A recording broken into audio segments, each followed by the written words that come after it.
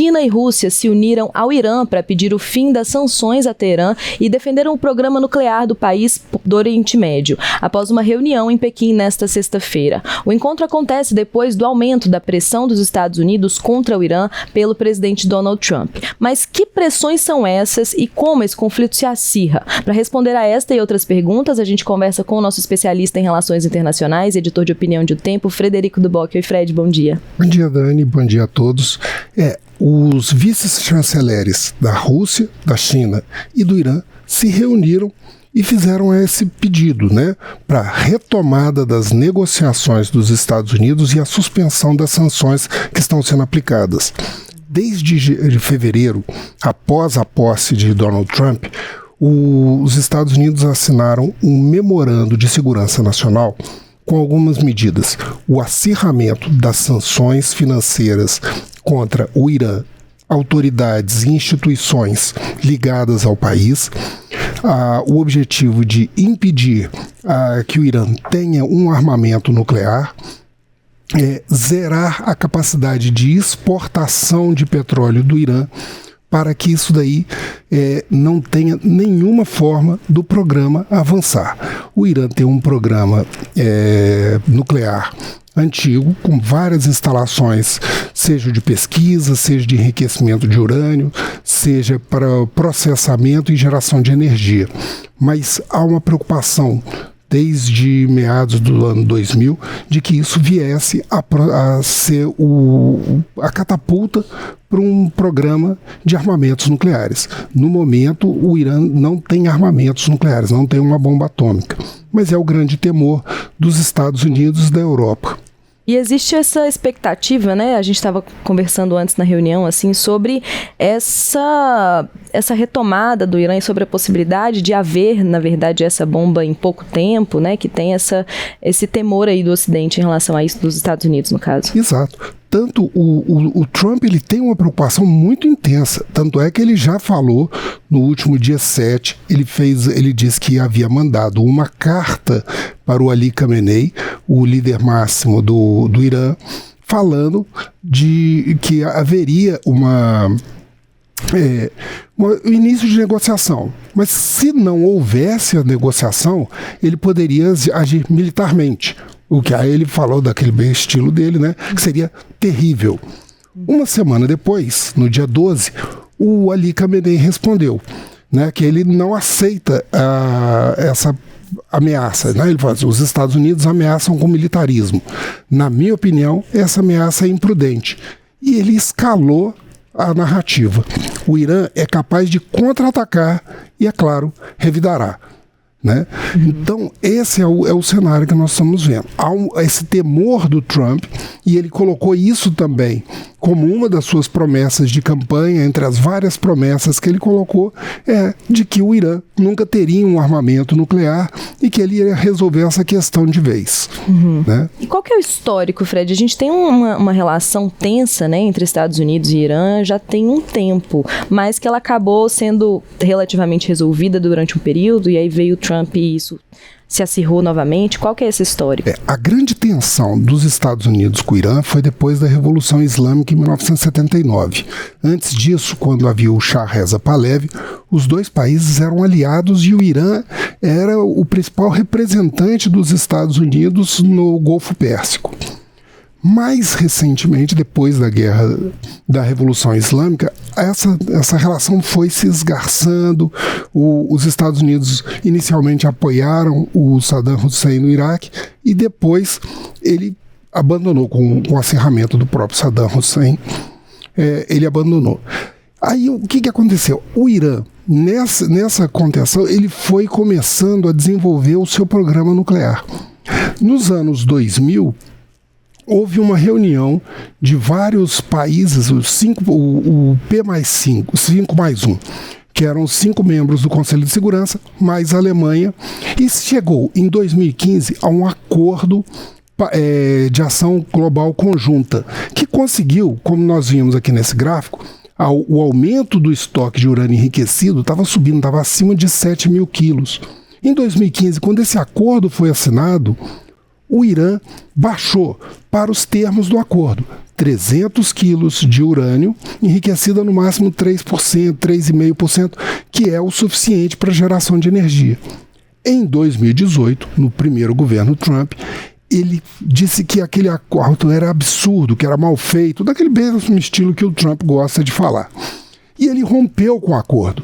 E voltamos a ver o que acontece aqui na tendência. Em 2000, o volume de urânio enriquecido foi crescendo exponencialmente. A partir de 2020, né? E principalmente o urânio enriquecido a mais de 60%, que já começa a ter aplicações mais específicas, né, normalmente para questões laboratoriais, para questão medicinal, mas mais perigoso, ele fica a um salto, uma quantidade muito curta de tempo para você chegar ao nível para a produção de armamentos nucleares, que é de 90%. E aí hoje, qual que é a situação disso, né, o que o Trump, ele já fez essa ameaça, né, para que haja essa, enfim, que o Irã se contenha nesse sentido, e aí o que está sendo trabalhado, assim? Olha, ontem mesmo, na quinta-feira, o Departamento do Tesouro baixou mais uma norma com acirramento de sanções, né, com ordem de captura para barcos de exportação de petróleo do Irã e sanções financeiras contra membros que fazem o financiamento ou que utilizam os contratos para o uso desses navios. Né? Ele está tentando muito mesmo abafar essa capacidade do Irã de enriquecer urânio. Mas eu acho que a gente podia voltar um pouquinho no tempo aqui, assim, para fazer. Porque a gente fica falando de enriquecer urânio para bomba, etc. E a gente pode mostrar um pouco o que é essa questão que o Irã está fazendo sobre o enriquecimento. Né? O urânio é um mineral radioativo que ele é usado para geração de energia. Mas a geração de energia você precisa de um isótopo específico do urânio, que é o urânio 235, que ele não é tão raro, ele é menos de 7%, né, menos de 1% do urânio. Quando você coloca nas centrífugas, que giram mais ou menos 60 mil rotações por minuto, o urânio 235, que é o mais capaz de promover as reações atômicas, ele vai para o centro e é separado. O urânio 238, ele é mais pesado, ele fica mais para o extremo e nessas espirais ali, ele vai sendo separado e levado para outras cascatas de centrífugas. Né? E essas centrífugas vão passando até o ponto que você vai enriquecendo. Então, quando a gente fala enriquecido a 60%, quer dizer que ele tem uma concentração de urânio 235 de 60%. De 90%, 235, então aumenta muito a capacidade dele de gerar reações físseis, né? Ou seja, a separação do átomo para a liberação de energia. Então, é isso que está se falando do enriquecimento. Então, o Irã está muito próximo de chegar. Hoje, por exemplo, o último relatório da Agência Internacional de Energia Atômica aponta que o Irã tem mais de 8 mil quilos de urânio enriquecido, pelo menos, e sendo que 270 enriquecidos a 60%. Né?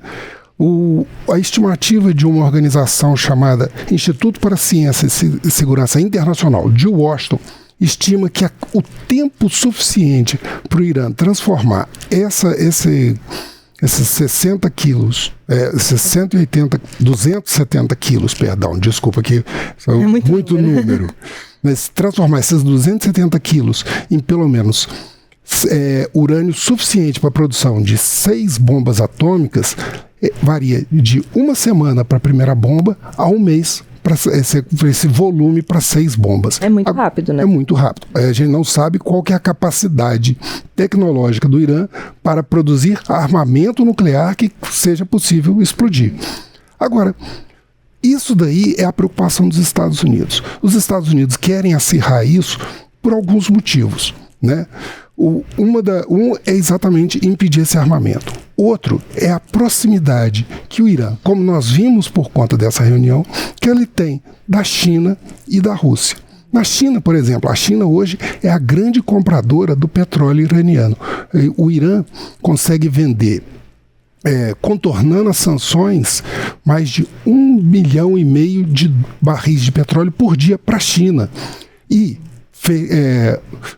se os Estados Unidos conseguirem romper, ele entra naquela outra briga do Trump, que é justamente a tentar coibir a China de crescer na guerra comercial entre os dois países. Ele está praticamente matando dois coelhos com uma cajadada só, né, Fred? Assim, dois inimigos ali históricos dos inimigos, assim, né, dos Estados Unidos, vistos como inimigos, tirando de um e de outro, impedindo que eles se ajudem nesse crescimento e nesse fortalecimento militar também. Exatamente. E ainda tem a figura da Rússia nessa história também, porque em janeiro passado, a Rússia e o Irã assinaram um protocolo de segurança conjunta, né?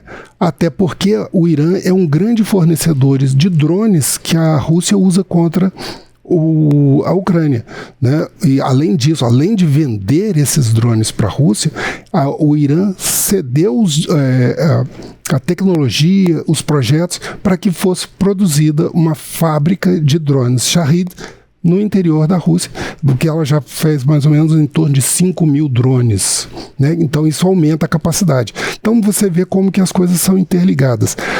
Essa disputa que você tem dos Estados Unidos com o Irã traz implicações para o conflito na Ucrânia e para a guerra comercial que está sendo travada. Então, nas relações internacionais, é muito difícil a gente ver uma coisa que seja isolada. Normalmente ela acaba tendo implicações em vários planos.